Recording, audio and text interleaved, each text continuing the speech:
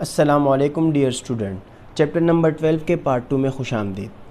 Student, हमने chapter number 12 के numerical start किए थे और 4 न्यूमेरिकल्स पार्ट 1 में मैंने करवा दिए थे और अब हम 5वां न्यूमेरिकल्स करने जा रहे हैं। तो स्टूडेंट, 5वां न्यूमेरिकल है हमारे पास distances in space are often measured in units of light years.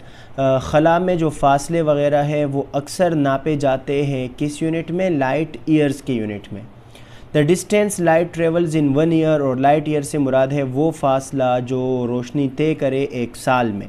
Find the distance in kilometres in a light year, तो आप मालूम करें कि लाइट ईयर में कितना फासला होगा किलोमीटर के अंदर। मतलब आप लाइट ईयर को कन्वर्ट कर दें किस चीज़ के अंदर? किलोमीटर के अंदर।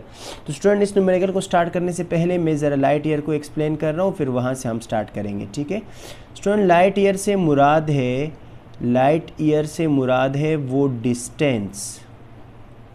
क्या चीज़ है? What is light year? Light year is a distance. Light year से मुराद है डिस्टेंस। कौन सा डिस्टेंस? वो डिस्टेंस जो लाइट ट्रेवल करे 1 ईयर में। एक साल में रोशनी जो भी फासला तय करती है, जितना भी फासला तय करती है, वो क्या कहलाता है? Light year. तो स्टूडेंट, हमारा क्वेश्चन क्या था कि आप यही डिस्टेंस मालूम करें। किस चीज़ में मालूम करें? किलोमीटर में मालूम करें, ठीक है। तो ज़रा अभी मैं यहाँ से डेटा बनाता हूँ सवाल को छोड़कर। तो देखिए स्टूडेंट, डिस्टेंस हमें फाइंड आउट करना है, इसलिए हम डेटा के अंदर सबसे पहले क्या लिखेंगे? एस, क्योंकि डिस्टेंस को हम एस से शो करते हैं और एस हमें फाइंड आउट करना है। और याद रखना, एस हमें फाइंड आउट तो करना है, लेकिन किस चीज़ में फाइंड आउट करना है? किलोमीटर में, क्योंकि हमें सवाल में कहा गया है, ठीक है स्टूडेंट। अब स्टूडेंट, 1 ईयर का मतलब है टाइम। 1 ईयर का क्या मतलब है? टाइम। टाइम कितना है? 1 ईयर। लेकिन स्टूडेंट, हम टाइम को कभी भी ईयर में नहीं रखते, बल्कि हम हमेशा किस चीज़ में रखते हैं? सेकंड में। तो स्टूडेंट, 1 ईयर को कन्वर्ट कर देते हैं सेकंड में। आइए ज़रा कन्वर्ट करते हैं।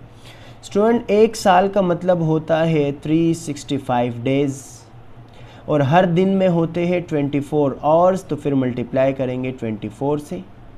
और हर आवर में होते हैं 60 मिनट्स, तो फिर मल्टीप्लाई करेंगे 60 से। और हर मिनट में होते हैं 60 सेकंड, तो फिर मल्टीप्लाई करेंगे किस चीज़ से? 60 से। तो ये एक साल जो है वो कन्वर्ट हो जाएगा सेकंड्स में, और ये आएगा 3153600। क्या आएगा? 3153600। तो टी में लिख देते हैं 3153600। स्टूडेंट, बहुत बड़ा यूनिट है, तो इसलिए इसको साइंटिफिक नोटेशन में लिख लेते हैं। क्या ख्याल है? साइंटिफिक नोटेशन में लिखने के लिए पॉइंट कहीं पर नहीं है तो कहाँ है? आखिर में, ठीक है। पॉइंट कहीं पर नहीं है तो कहाँ है? आखिर में। तो स्टूडेंट, पॉइंट को पीछे शिफ्ट करते हैं। 1 2 3 4 5 6, और ये 1 के बाद क्या हो जाएगा? 7। तो स्टूडेंट, ये बनेगा 3.1536 10 की पावर 7, और यूनिट क्या लगेगा स्टूडेंट? सेकंड। अब स्टूडेंट, जहाँ लफ्ज़ लिखा हुआ है लाइट, और हमें पता है कि लाइट की रफ़्तार जो है, रोशनी की रफ़्तार, स्पीड ऑफ लाइट जो है वो कितनी है? 3 एक्सपोनेंट 8 मीटर पर सेकंड है। लेकिन स्टूडेंट, हम इस लाइट की रफ़्तार को रखेंगे किलोमीटर पर सेकंड में।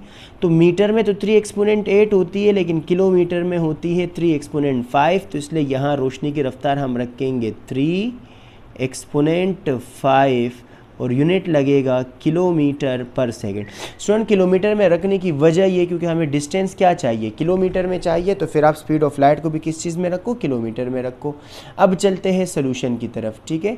तो मैं ये साइड पे ये चीज़ें मिटा देता हूँ। क्या ख्याल है? क्योंकि यकीनन ये अब आप सीख गए होंगे, इसकी आई थिंक नीड नहीं है।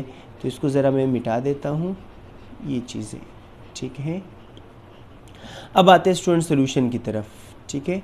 तो सोल्यूशन की तरफ फार्मूला है v बराबर है s डिवाइड बाई t। ऐसा ही था।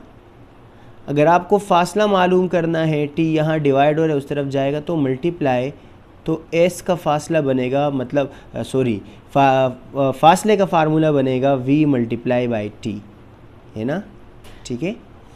अब स्टूडेंट वैल्यूज़ रख देते हैं। एस नामालूम है, एस की वैल्यू हमें नहीं पता, डिस्टेंस हमें नहीं पता, तो एस एज इट इज़ अपनी जगह पर आ जाएगा, ये रहा एस। और आगे लिखा हुआ है वी, और वी की वैल्यू है 3 एक्सपोनेंट 5, ठीक है।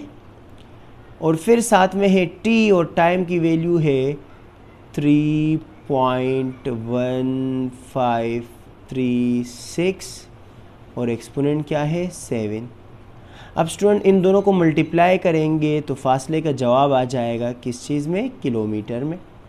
मल्टीप्लाई कैसे करेंगे, पहले हमें मल्टीप्लाई करना है इस 3 को किसके साथ, 3.1536 के साथ। तो चलिए मल्टीप्लाई करते हैं। 3 को मल्टीप्लाई करना है, ये इसको मिटा देते हैं।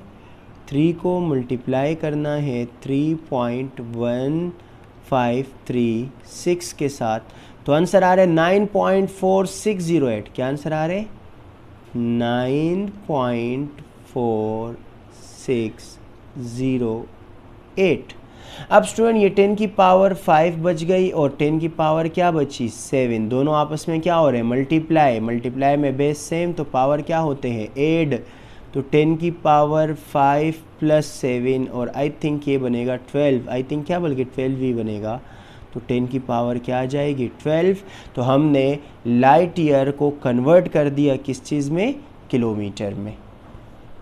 व्हाट इज़ द फ्रीक्वेंसी, तो फ्रीक्वेंसी बताइए of green light, green light की। तो डेटा में सबसे पहले हम लिख देंगे एफ फ्रीक्वेंसी, और फ्रीक्वेंसी हमें बतानी है with a wavelength of 5.5 exponent 7 metre. Wavelength हमें दिया है लैम्डा, और लैम्डा बराबर है 5.5 एक्सपोनेंट 7 मीटर, ठीक है। स्टूडेंट ग्रीन लाइट जो है ये विजिबल लाइट में आता है, और विजिबल लाइट की स्पीड होती है 3 एक्सपोनेंट 8 मीटर पर सेकेंड। तो वी रख देंगे 3 एक्सपोनेंट 8 मीटर पर सेकेंड। चलते हैं सॉल्यूशन की तरफ। तो हेडिंग लगाई सॉल्यूशन की, ये आई सॉल्यूशन, ठीक है। फार्मूला था v बराबर है एफ लेमडा के। स्टूडेंट मालूम क्या करना है, एफ लेमडा इस साइड क्या हो रहा है, मल्टीप्लाई, उस साइड जाएगा तो डिवाइड। तो एफ का फार्मूला बनेगा v divide by lambda. Values रखते हैं, एफ एज इट इज़ अपनी जगह पर आ जाएगा, ठीक है। v के बदले आ जाएगा 3 exponent 8 divide by lambda. Lambda की वैल्यू है 5.5, और एक्सपोनेंट कितना 7। स्टूडेंट दोनों को डिवाइड करेंगे, तो सबसे पहले इस 3 को डिवाइड करेंगे 5.5 से, या आप सिंपल कैलकुलेटर की मदद से कर सकते हो। तो जब डिवाइड करेंगे तो आंसर आएगा 0.545, ठीक है।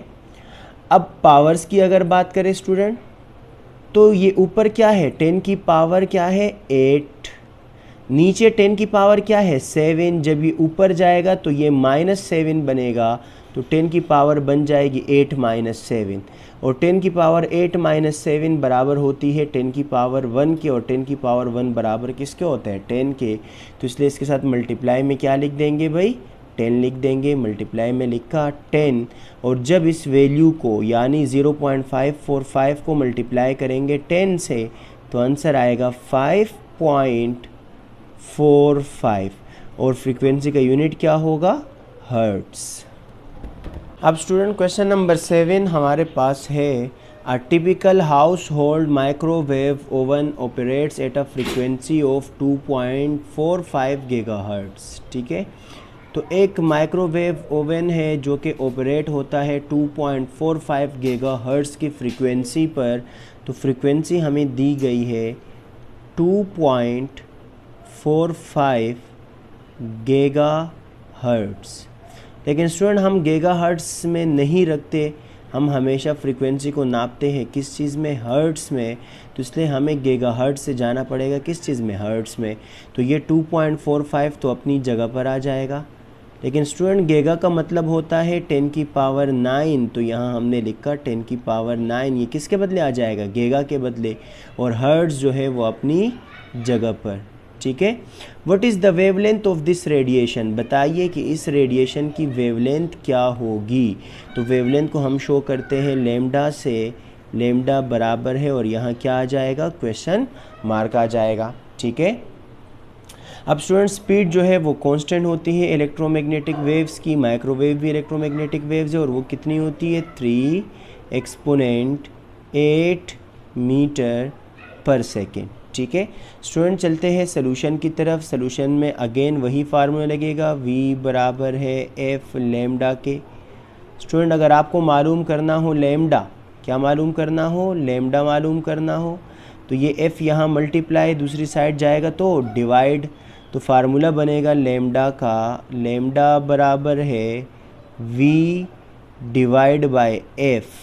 तो स्टूडेंट यहाँ वैल्यूज़ पुट कर लेते हैं, लेमडा बराबर है v की वैल्यू है 3 एक्सपोनेंट 8, तो यहाँ रखा 3 एक्सपोनेंट 8 डिवाइड बाय f की वैल्यू है 2.45 एक्सपोनेंट 9।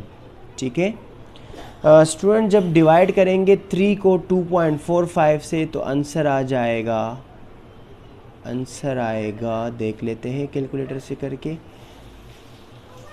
3 डिवाइड बाय 2.45 1.2244, क्या आंसर आएगा, 1.2244। स्टूडेंट 10 की पावर्स को सॉल्व कर लेते। ऊपर 10 की पावर कितनी है, 10 की पावर है ऊपर, एक मिनट इसको मैं मिटा दूँ, ऊपर 10 की पावर कितनी है 8, नीचे पावर कितनी है 9, ऊपर आएगी तो क्या बनेगी -9। और स्टूडेंट जब 8 से 9 माइनस होता है तो क्या बचता है, माइनस का 1, तो 10 की पावर आएगी -1। क्या पावर आएगी स्टूडेंट, 10 की पावर क्या आएगी, -1, और यूनिट लगेगा मीटर। क्या यूनिट लगेगा, मीटर।